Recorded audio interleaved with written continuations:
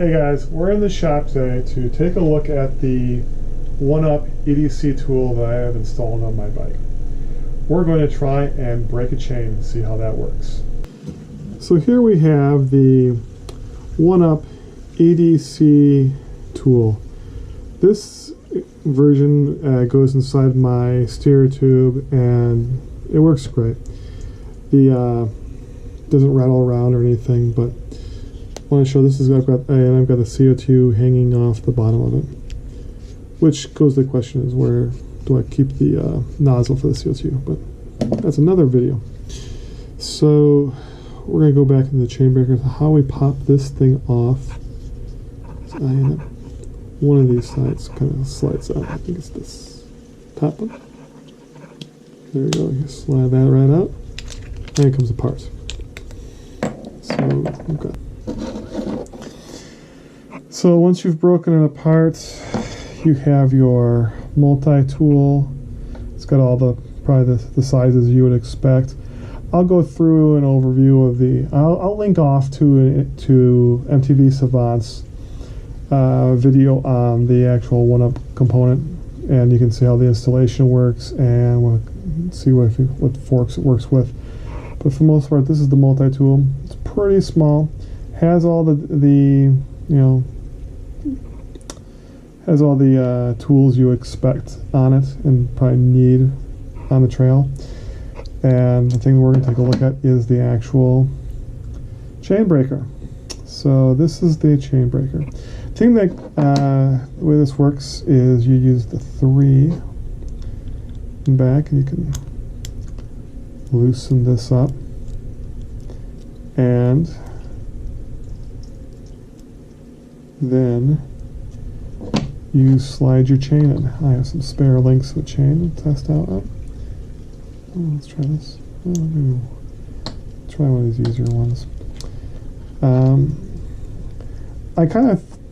My first thought on this is kind of a wonky setup for a chain breaker, because how often am I going to be able to bend the chain like this and get the angle I need to put my chain in the chain breaker? But I'm assuming because this has the options for the quick links, I'm assuming you've already got a quick link in there. So if you look at it in this, you're like, oh, this really hurts. This is not the leverage that I need to break this thing, just isn't there. And I was like, what the heck? Well, what I want to do is, I'm pushing down here and up this way. There's no leverage. But what you can do, and let's see if I got this there, is there is not this one. No, you need the 4 for that. You can use loosen this guy up just a little bit. And back here. Do that. And this rotates. So I can rotate that. Now tighten it back up a little. And now when I try and break the chain, I can kind of have a little bit more leverage. Oh, there we go.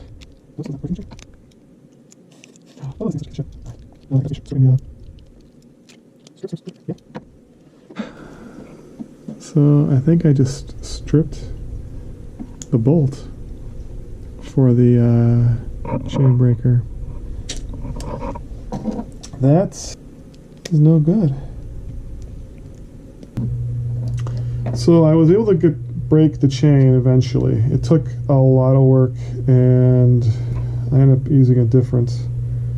Had a little trouble with this tool. So what happens, and this is what happened with mine, is that this thing got a little bit. It just got a little bit rounded off, I think.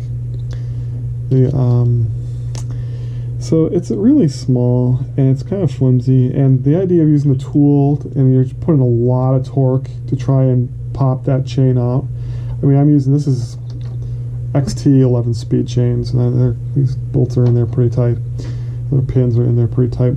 So I guess I would say, and this is probably what I would end up doing, is I would not use this for the chain breaker. I'm actually going to take this little piece. Is just a piece of shit. It just doesn't do the job that you need to do, and I'll probably end up carrying a different chain breaker just for that reason.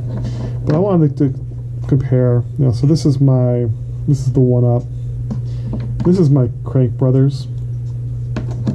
Put those two next to each other, and you can kind of see what you're talking about with size difference here.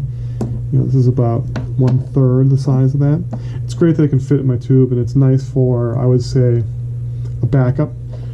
This, you know, this is going to get you through and do a much better job than this. It's just for the size, you have more of a mechanical advantage when you're doing stuff. And it's, you know, look at how the chain breaker on this thing works. So when you take that out, I mean, this is how it works here. And you're not using a tool, you're using, it's all built in. And, you know, you got a lot more advantage, mechanical advantage, to actually torque that out and break that chain. And this is a better design than what we have on the current, on the OneUp tool. But that's my assessment. I just wanted to go over and just do that little comparison there. So in closing, my opinion of this tool is that it's a great tool if you just need to have one on the bike. It's probably going to be my backup multi-tool. For little rides I do around locally that I'm not really worried about breaking a chain, or I just wanted something to just adjust my levers on my handlebar, the OneUp tool would be great. If I'm going to go out for any extended ride, I would not rely on that. And I probably will pick up just a little chain breaker and use that in the cases where I do need to break my chain, and keep that in a tool pouch. Alright, thanks for watching. Let me know if you like the video. Leave a comment if you had better experience with this tool than I have. But go ride your bike. Bye. Yeah. Now you can go and you have a little bit of a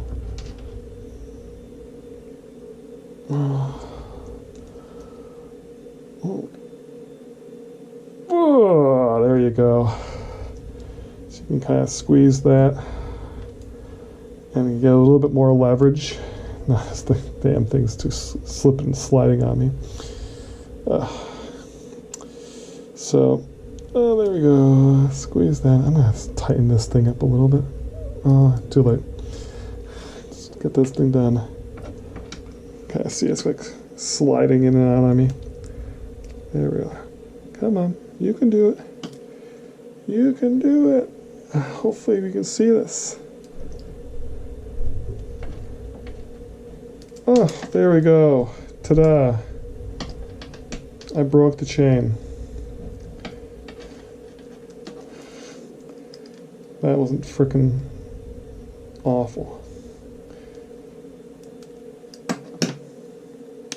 Ta-da. Got my little pin. Now, it is kind of nice. You can, so, obviously I didn't tighten that up enough. It's going to come off. Is it on there forever? It's on there forever now. Oh well.